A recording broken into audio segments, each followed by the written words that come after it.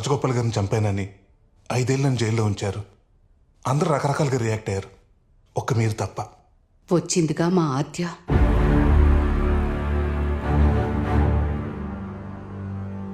ఆద్యనా? ఆయన ఆశయాల నుంచి పుట్టిన కూతురు.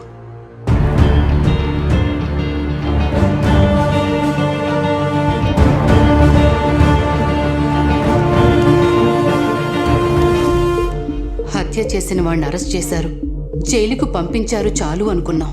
కానీ మా ఆద్య వచ్చాకే తెలిసింది బాబు, నువ్వు హత్య చేయలేదు, ఇరికించబడ్డావు అని. నీలా అన్యాయంగా ఇరికించబడ్డ చాలా మంది కోసం ఆయన పోరాటం చేశారు. కానీ ఆయన్ని చంపిన కేసులో అన్యాయంగా నిన్నిరికించారు. ఆయన ఆశయాలు, నీ జీవితం అక్కడితో ఆగిపోకూడదనుకుంది ఆద్య. ఆయన ఎవరు చంపారు, ఎందుకు చంపారు? నువ్వు పోరాడిపోయే 211 కేసు ద్వారా సమాధానం దొరికితే చాలు బాబు.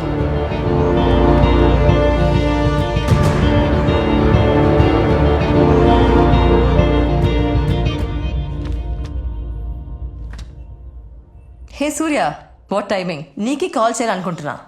ఇప్పుడే రాజగోపాల్ గారి ఇంటికి వెళ్ళొస్తున్నాం. నేను ఒక టార్చ్ బేరని చెప్పారా? థ్యాంక్స్ లాయర్, 211 ఫైట్ నాతో స్టార్ట్ చేసినందుకు.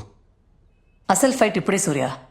తప్పుడు సాక్ష్యాలతో నీ మీద అక్రమ కేసులు బనాయించి 5 ఏళ్ళు నీకు జీవితం లేకుండా చేసినందుకు కిషోర్ మీద ఇప్పుడే 211 కేసు వేయిపోతున్నాం. వేద్దాం, కానీ కొంచెం టైం ఇద్దాం.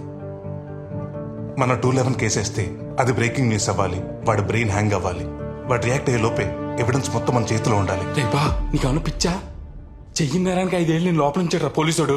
అలాంటిది పోలీసోడి మీద కేసు ఓడిపోతే నేను బతకనేవాడు బావా. వద్దు బా, వద్దు. ఇవన్నీ మర్చిపోయి హాయిగా ఏదైనా పని చేసి పోతుందాం. అమ్మా నాన్నలు చంపి నువ్వు వదిలేయమంటావా? నాన్న చివరి కొరకు మర్చిపోమంటావా? అమ్మా నాన్నను దూరం చేశాడు, ప్రేమించిన అమ్మాయిని కాకుండా చేశాడు, నా లైఫ్ మొత్తం డ్యామేజ్ చేశాడు. నాలాగెంతో మంది తల్లిదండ్రులు పోగొట్టుకున్న కొడుకులు పోగొట్టుకున్న తల్లిదండ్రులు. నాలాగే ఇంకెవ్వరు అవ్వకూడదు. అందరూ నా జీవితం ఇక్కడితో అయిపోయింది అనుకుంటున్నారు. కాదు, ఇప్పుడే మొదలైంది. కానీ ఆడి మీదకి వెళ్ళటం అంత ఈజీ కాదు బావా. ప్లీజ్ బా, వదిలే. దీని పగలా చూడకరా, ఇండియన్ పిన్నల్ కోర్టును అలాంటి వాడికి ఇచ్చిన హక్కులా చూడు.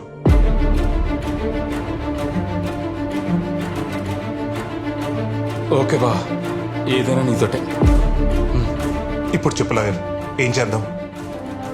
హత్యకి సంబంధించిన weapon and forensic reports I can handle. But ఈ కేసుకి ఐ విట్నెస్ చంద్రయ్య. ఈ కేసుకి చంద్రయ్య ఇంపార్టెంట్. రైట్.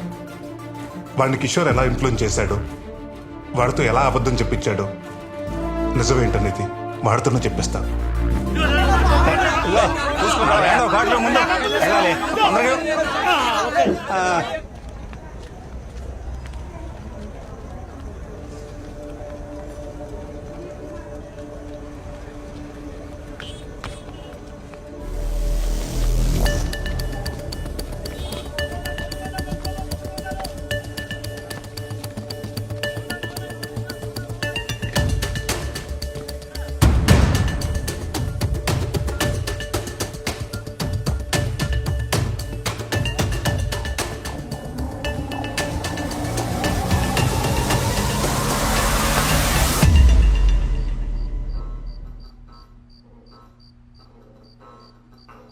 కిడ్నాపా? సెక్షన్ 323, 7 ఏళ్ళు జైలు శిక్ష పడుతుంది. అరే మ్యాన్షన్ గుంజి బైరి తెంగ్ తిట్టి తీస్తా బట్టే బాస్. మ్యాన్ హ్యాండ్లింగ్ సెక్షన్ 323 ఫట్టు 1 సంవత్సరం లోపలేస్తారు. నీ ముసలే. ఆగాగో, అటెంప్ట్ మర్డర్ సెక్షన్ 307 10 ఏళ్ళు లోపలేస్తారు.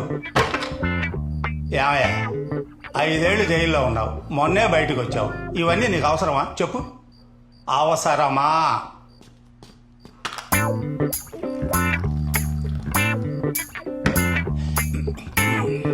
నాకు అర్థమైపోయింది. నాకు మందు వీక్నెస్ ఉందని మీకు అర్థమైపోయిందని నాకు అర్థమైంది. నేను తాగను. మీరెంత వెయిట్ చేసినా నేను తాగను.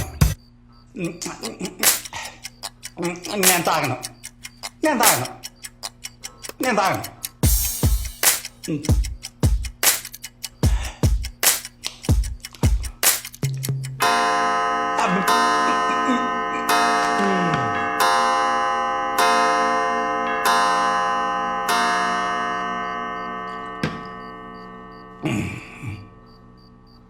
కిషోర్ సారు దేవుడు సార్.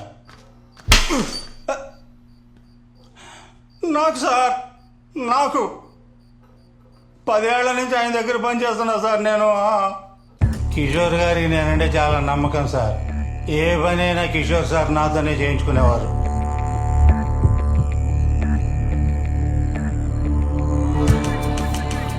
ఈ రాజగోపాల్ని చంపేయాలి.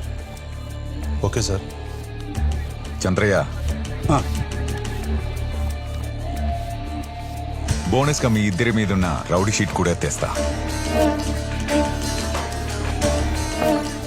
చంపేశాక మన ఫ్యాక్టరీ షెడ్ లో ఉండండి. సరే సార్. మీకేం కావాలన్నా చంద్రయ్య చూసుకుంటాడు. వెళ్ళండి.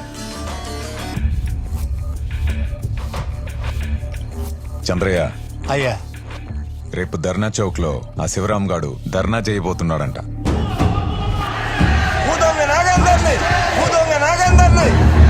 మినిమం ఇద్దరికి, మాక్సిమం నీ ఇష్టం. రక్తాలు కారిపోవాలి.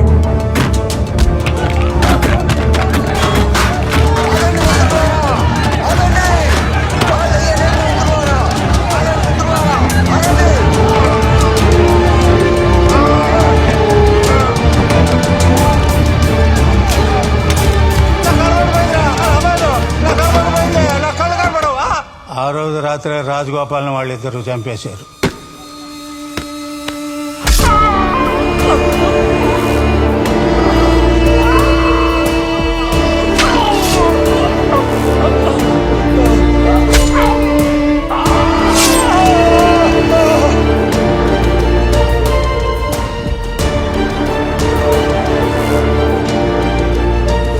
ఇదిగో, ఇది మీ మందు, ఇది మీ ఫుడ్.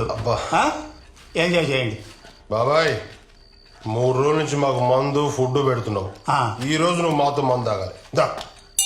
4 బ్యాగులే నా కెపాసిటీ. 5ది పడిందంటే నాలోని మంచోడు బయటకు వచ్చేస్తాడు.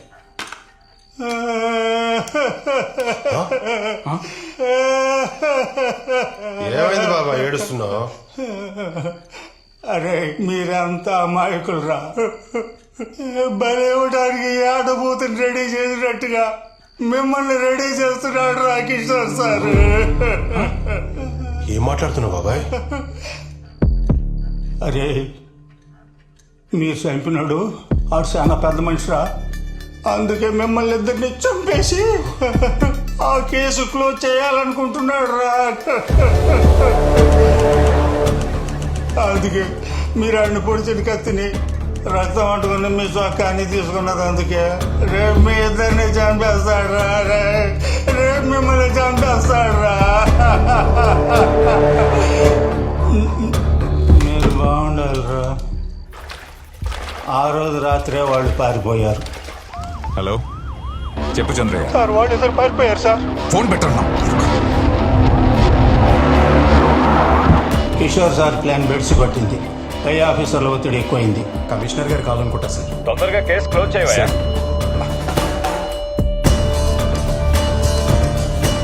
నిన్న కేసులు ఇరికించి జైలుకు పంపించాడు. పారిపోయిన కృష్ణా సురేష్ని వెతికి 10 రోజులకు పట్టుకుని నా చేతే వాళ్ళని తగలబెట్టించాడు బాబు. నాకు తెలిసింది ఇంతే బాబు, ఇంతే.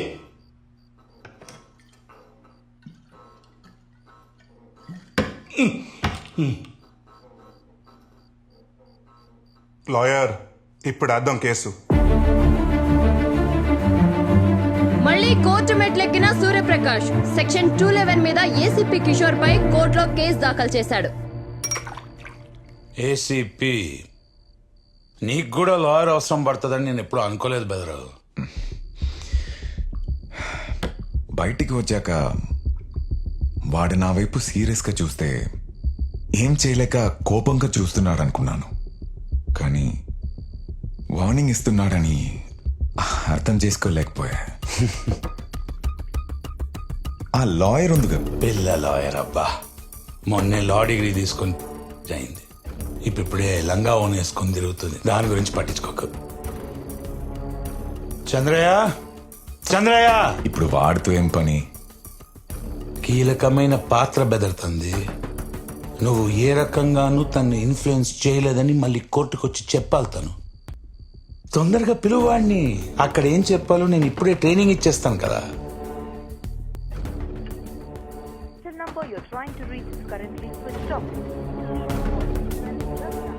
Switch off.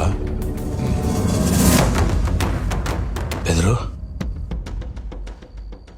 ఆ సూర్యగాడు నీకన్నా అడ్వాన్స్ లో ఉన్నాడు.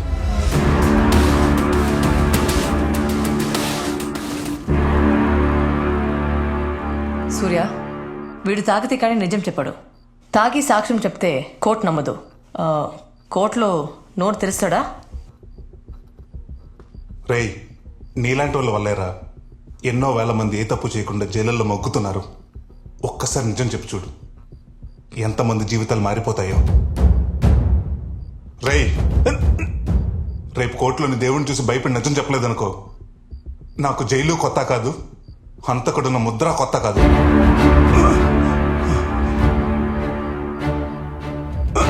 చెప్పేస్తా బాబు. చెప్పేస్తే సెక్షన్ 120B కింద 6 నెలలు జైలు శిక్ష పడుతుంది నాకు. కానీ ప్యానాలతో ఉంటాగా బాబు. చెప్పేస్తా. రేయ్, రేపు కోర్టు టైంకి వీడిని తీసుకురండి రా. ఓకే బా.